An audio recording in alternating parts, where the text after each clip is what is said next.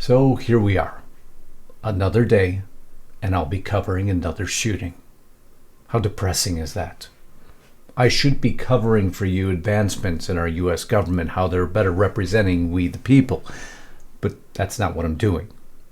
And they're not helping that situation or cause at all. Now, am I blaming President Trump or Vice President JD Vance? No, I'm not. They have their own situation now to deal with, don't they? Shots fired. Trump absolutely explodes after JD Vance has to take on his own attackers head on. Isn't this glorious what we're covering today? Are you prepared for what comes next? Because Trump just told you. Has a little bit to do with the image on your screen, which most of you won't even be familiar with, and I don't expect you to be. But after what happened yesterday in the Dallas ICE facility, I'll explain what that image means, because so many of you wrote to me yesterday, where do you get this information? Oh, it's not from one source or two or three or four or five. Now, let's go to 10 or 20. Oh, you have to dig deep, because if you think this exists within mainstream media, it doesn't. Of course not. No, you got to dig. You have to research something that's a little bit foreign to them. It's a different sort of concept. It's called journalism. Here's what they don't want you to know about the Dallas ICE shooting. Well, I'll give you a background, and then responses, and then it really paint a picture for you that isn't going to be very settling. And that's the story. I'll bring you in 1 minute.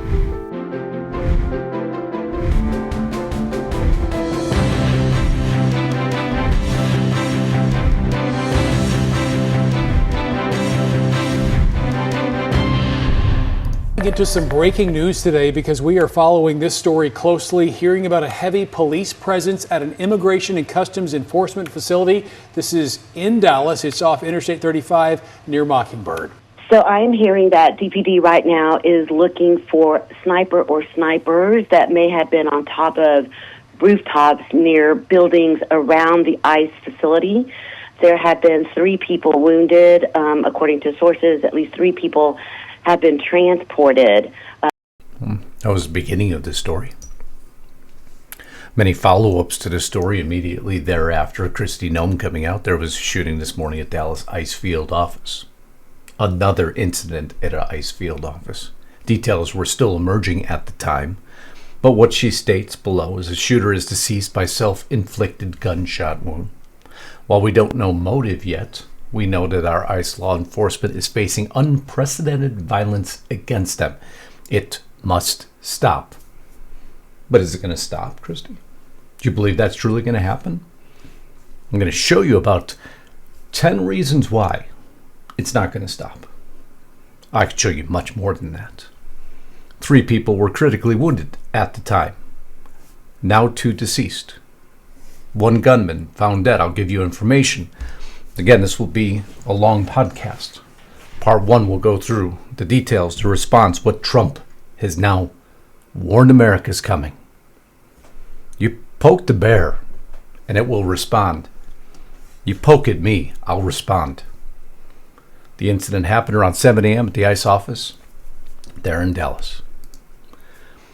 Acting ICE Director Todd Lyons says shots were fired into the ICE office in Texas, where detainees were brought in, and it was the detainees.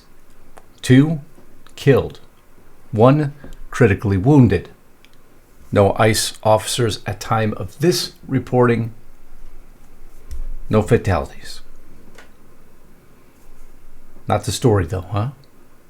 Oh, wait, now you don't see anybody on the right side celebrating this, do you?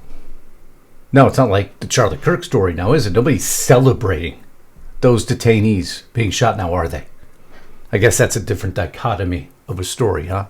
This just happening 2 days after Trump had designated Antifa a domestic terrorist organization. Detainee is dead after officials say a shooter fired indiscriminately at Texas ICE facility. Who was the suspected shooter, according to CNN? Was Joshua John, according to 3 sources familiar with the case, 29 years old. Well, I'm going to give you a whole bunch of information in the second part of this broadcast. Suspect currently identified as, suspect, you see there in the photo. Now, you want the information? And you want what was leading up to this? and why Trump's about to do what he's going to do? America, I don't know if you're prepared for what's coming, but you're going to shortly understand why it's coming. A story we're going to dive deeply into. I want to thank so many of you yesterday for the responses. Again, where do we get this information? How do I come up with it? I dig deep for you. I start long before most people wake up, actually the night before. I put myself to sleep with it, and I wake up to it. And because of that, you've supported me. You've helped this channel grow. You've helped me beat the algorithm, and thank you for that. Always, as I ask you, make sure your bell is checked all. If you're new here, welcome home. Please subscribe. Always, as so many of you have now joined as members here, I can't tell you how much that means to me. It truly keeps the lights and cameras on. None of this is free. I wish it was, but it's not. It is the unfortunate side of journalism. We got to keep going. And thank you for all your support. And those of you who've joined me, because you know I can continue on this broadcast almost every day to its full length version, because there's so much information I want to provide you. And there's information that sometimes rules and regulations on the public platforms don't allow for, and that's fine. They have their rules. I respect those rules. So I move it into the second portion of the broadcast, which I'll be doing today at restrictedrepublic.com. I hope you'll join me there today. That's our family, our news channel. Just like Fox, CNN, MSNBC has news channels, Lisa Haven and me have our own news channel. We created, we paid for with our own blood, sweat, and tears. And I'd love you there today, restrictedrepublic.com, because if you don't know what that image means, then you haven't gotten the full story of what happened yesterday. I'm going to cover for you at great length. I also want to give a special thank you and to each of you who've written me about the chapter. There's folks who are helping me bring you this video today, and what's great about it is it's a free service to you. Anybody who's looking for Medicare, just trying to weed through the options. It's a tough system. There's a lot of options out there. They are licensed Medicare professionals who help see you through what options are available in your area by simply calling 805-619-5011. 805, got that? 619-5011. Sometimes in under 20 minutes or less, people find out they don't have the best program. And so Chapter walks them through it. And they give them the options, and you make the selection. And you put money in your pocket. The average person who calls them saves $1,100. That's not a bad phone call to make, huh? Even if you think you might have the best plan, great. Why don't you check if you do? It's a free phone call. It's no harm in doing so by calling 805-619-5011 today. Chapter can tell you if you do or if you don't. Free phone call, live person, no bots. It's why I absolutely love this partnership. I thank them for helping me to bring you this video today, and in return, I give you a free service. So you or a loved one looking for Medicare, want to make sure you have the best plan, want to make sure you got all the money in your pocket you should have, call them today, 805-619-5011. But now let's get back to this video. Suspect identified as, again, John had lived in Dallas suburb and was charged a decade ago with delivering marijuana according to court records. In 2016, when he was 19, John was charged with delivering more than 1/4, but it's not really the story here. FBI putting out, and I don't know if I agree with the FBI putting out this information in the middle of an investigation. I truly don't. This is an active investigation. Why they're putting out imagery, they could have just spoken to it. But showing evidence, even speaking of evidence, I don't understand why they're doing this. I don't. I understand it's anti-ICE. I think everybody gets that. I think you could have just said that there was evidence of potential anti-ICE, something along that lines, but why we need to see in the middle of an investigation the contempt to potentially impede further convictions. I don't know why they're doing this, but they are. Just a critique. Who am I to judge, right? Kash Patel this morning before 7 a.m. because he was the one who put out the image. An individual fired multiple rounds at a Dallas, Texas ICE facility, killing one, wounding several others before taking his own life. FBI, DHS, ATF are on the ground with Dallas PD and state authorities. While the investigation is ongoing, he even states it there, an initial review of the evidence shown an ideological motive behind the attack. See photo below. One of the unspent shell casings recovered was engraved with the phrase anti-ICE. More updates will be forthcoming.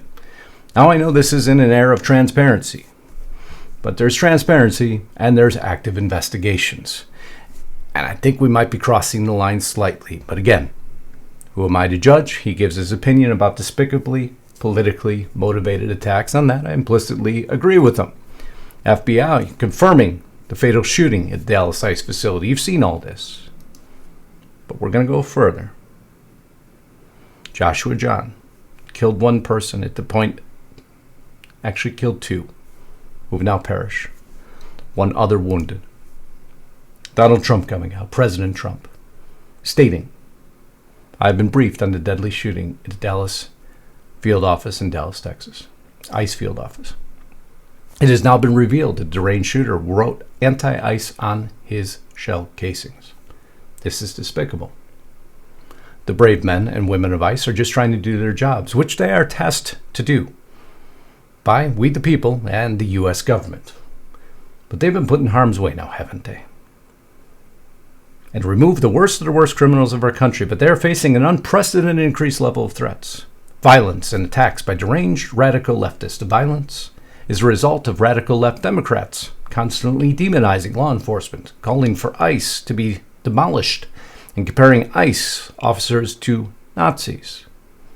You think we would learn after the assassination of Charlie Kirk that this rhetoric is unacceptable, especially if you're to be a responsible politician in this country. But maybe what if you knew something else was happening? What if you understood there was a different motive that was working in the minds, and through these statements, you understood you could be potentially, well, maybe indirectly motivating these folks. Now, that would be irresponsible, and you would most certainly not do that, would you? Well, Cruz has a little bit to say about it. This needs to stop. Violence is wrong. Politically motivated violence is wrong. It was 2 weeks ago today that we saw a political assassination in Utah that tore the heart out of much of this country. This is the third shooting in Texas directed at ICE or CBP.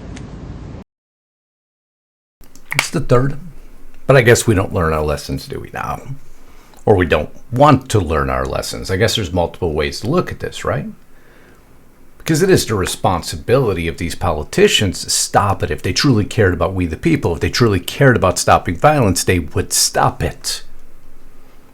When I show you something here, and what President Trump's about to do, you'll start to understand more. But, you know, the likes of Gavin Newsom, well, they don't seem to indicate that they're on the side of stopping this. Now, are they? Masked men jumping out of unmarked cars, people disappearing, no due process, no oversight, zero accountability happening in the United States of America today. People ask, well, is authoritarianism, you're being hyperbolic? Bull, we're being hyperbolic.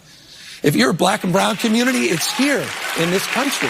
These are not just authoritarian tendencies. These are authoritarian actions by an authoritarian government. You see, there's many ways to word what you're stating. My opinion, my humble opinion would be, look, I disagree if I was Gavin Newsom. I would simply state, if I was in his shoes, folks, I disagree with what ICE is doing, and I am putting through legislation to support my disagreement. And we need to tone down the rhetoric, cool down the rhetoric. ICE needs to be left alone and unharmed. And then we will deal with matters in a court of law where they are meant to be dealt with. But no, what they're calling for is something different, something that is being dealt with in the streets. Donald Trump's modern-day Gestapo is scooping folks up off the streets. They're in unmarked vans, wearing masks, being shipped off to foreign torture dungeons.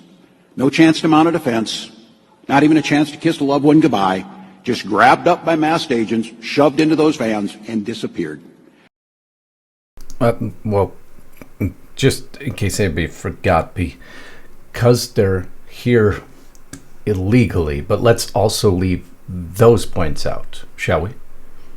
I mean, we seem to like to incite those who can't process information or don't want to research information, such as, you know, NBC, who came out and said that a 5-year-old girl was being used by ICE to bait, a 5-year-old girl was being used to bait her father to ICE agents. Of course, that video shows ICE with 5-year-old girl while agents attempted to arrest her father was later retracted because they never used a 5-year-old girl to bait her father. It was a disgusting smear of ICE. But the news was irresponsible, and they had to pull it down.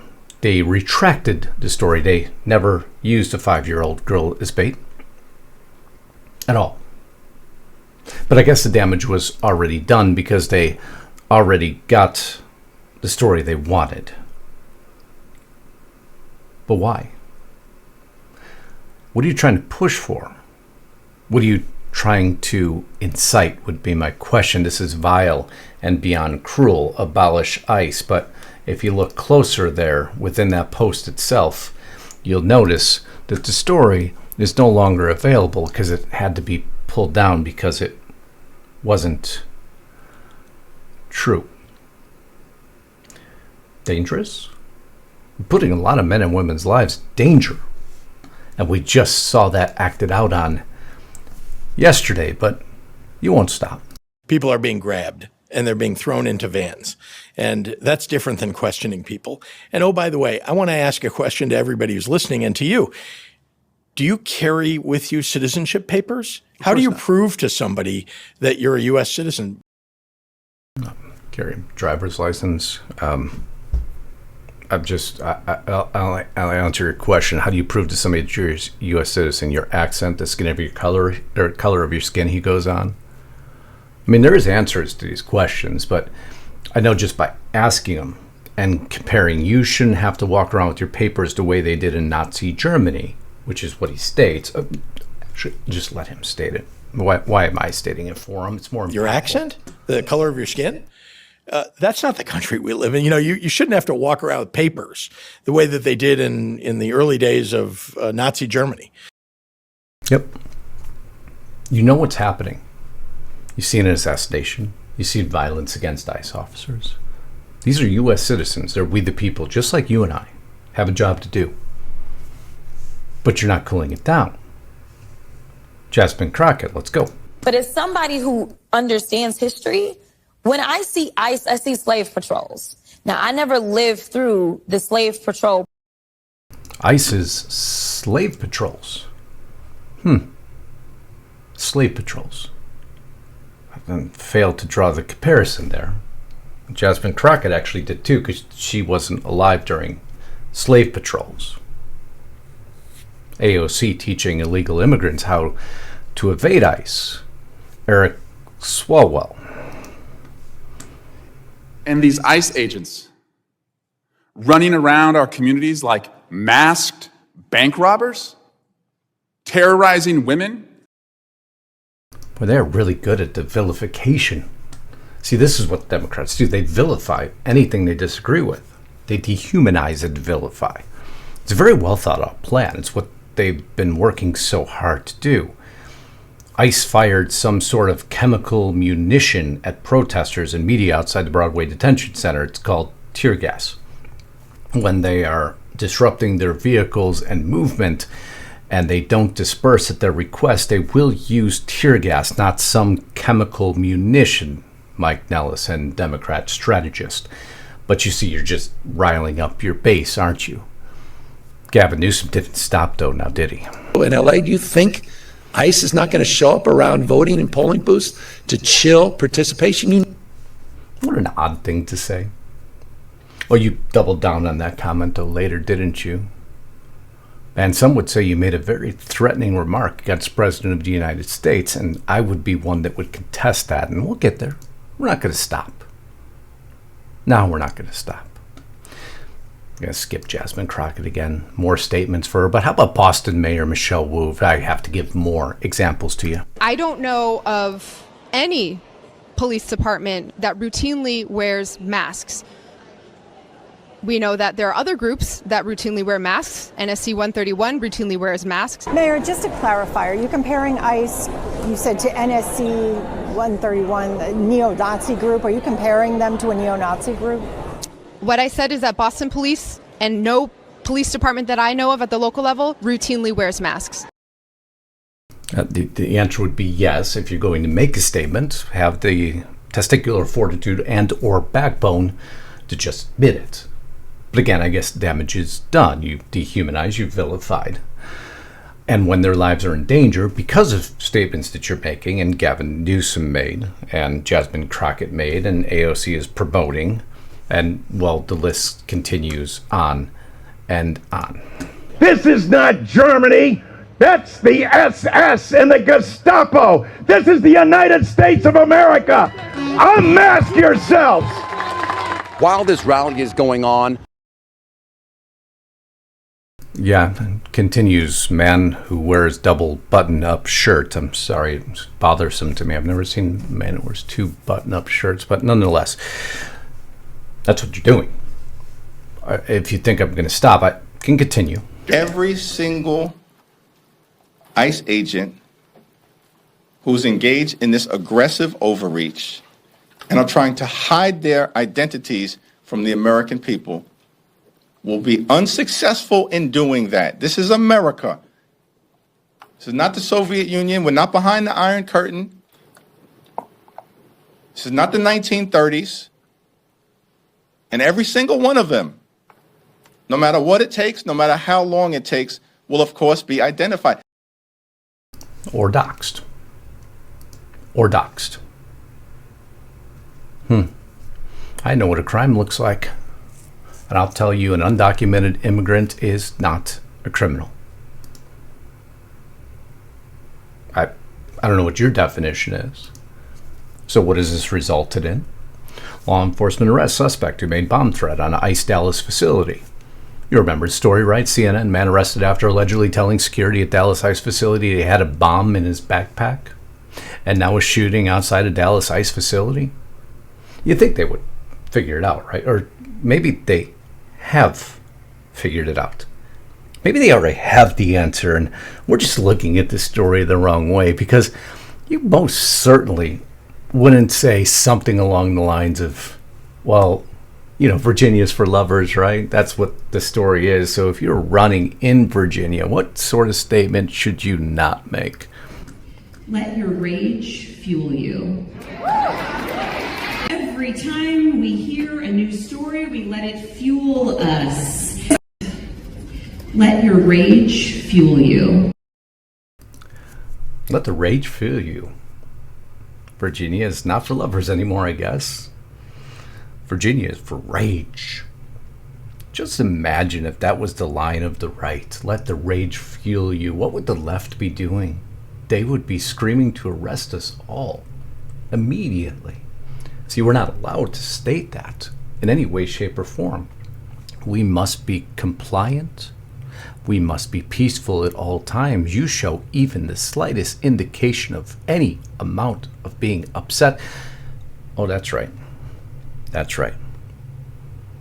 Then you have something like J6, don't you? And people are hunted. Even those outside the complex are hunted and arrested and found, no matter where they hid, because you're allowed to show no rage, but they're allowed to stand on a stage and state it without issue. And it results in a shooting at a Dallas facility. Oh, I haven't even gotten to what Trump's going to do yet. We're almost there. Almost there, I promise. We're only 3 screens away. But JD Vance took on his attackers head on, because I view everyone who is stating this about ICE as those who are attacking ICE, because they are eliciting attacks on ICE by the very statements they are making. Those who vilify the right, those who vilified Charlie Kirk, resulted and aided those who cannot mentally process these statements. Those who don't have the ability to separate rhetoric from reality, results in horrific events. And now we had a shooting, another horrific event, but they didn't, or he didn't, the alleged shooter hit his intended target. They hit innocent victims. JD Vance didn't step down. Oh no, he stepped forward. He hit his attacker head on. That is the most disgusting thing. The very people who keep us safe ought to be honored and protected and praised by Democrats and Republicans alike. It is time to stop the rhetorical assault on law enforcement. Because here's what happens. Because here's what happens when Democrats like Gavin Newsom did say that these people are part of an authoritarian government. When the left-wing media lies about what they're doing, when they lie about who they're arresting, when they lie about the actual job of law enforcement, what they're doing is encouraging crazy people to go and commit violence. You don't have to agree with my immigration policies. You don't have to agree with Donald Trump's immigration policies. But if your political rhetoric encourages violence against our law enforcement, you can go straight to hell, and you have no place in the political conversation of the United States of America. That is what testicular fortitude sounds like. You don't have to agree with our policies. But if your political rhetoric encourages violence against our law enforcement, you may go straight to hell. And so, President Trump hears that call, and he responds in the second portion of what he stated. The continued violence from radical left terrorists in the aftermath of Charlie Kirk's assassination must be stopped. ICE officers and other brave members of law enforcement are under grave threat. We have already declared Antifa a terrorist organization, and I will be signing an executive order this week to dismantle these domestic terrorism networks. I am calling on all Democrats to stop this rhetoric against ICE and America's law enforcement right now. The Trump administration is fully committed to backing law enforcement, strong borders, securing our homeland, deporting violent illegal criminals, and fully rooting out the left-wing domestic terrorism that is terrorizing our country. Thank you for your attention to this matter. So let me explain that statement a bit further. Actually, Jason Curtis Anderson will help me explain it further, because I think he did a far more eloquent job than I could ever do. And I love giving credit where credit's due. Earlier today, Jason Curtis Anderson states in his X post, Joshua John, the shooter at the Dallas ICE facility, shot 3 people before taking his own life.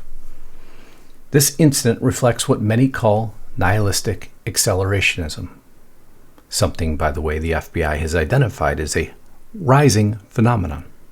That was my words. And this is also a rising phenomenon, according to the author, in domestic extremism that mirrors the martyrdom embraced by jihadist terrorists. These are individuals who feel so driven by their extremist beliefs that they are willing both to kill and to die for their cause. Many conversations must take place, and much work remains to be done, but none of it can begin until Democrats acknowledge that the far left extremism exists and recognize the importance of toning down their own political rhetoric. And I'm going to take pause here for a moment, because they need to understand that their rhetoric is driving this extremism. Do you believe that they understand that their rhetoric is driving this extremism? Do they truly understand that? Yes or no? Because if they understand that and they're continuing, then we have a big concern, right? I'll put it in the comments below. I want you to answer that. It's a very, very important question. If they don't understand that, then maybe they get a slight pass. But if they do understand that, we have a bigger problem to deal with, don't we? This is not the first time left-wing extremism has attempted to assassinate ICE officers, a reoccurring theme that the left has used to rally voters against the current administration. The federal government has significant catching up to do, and an interagency approach will be necessary to address the problem.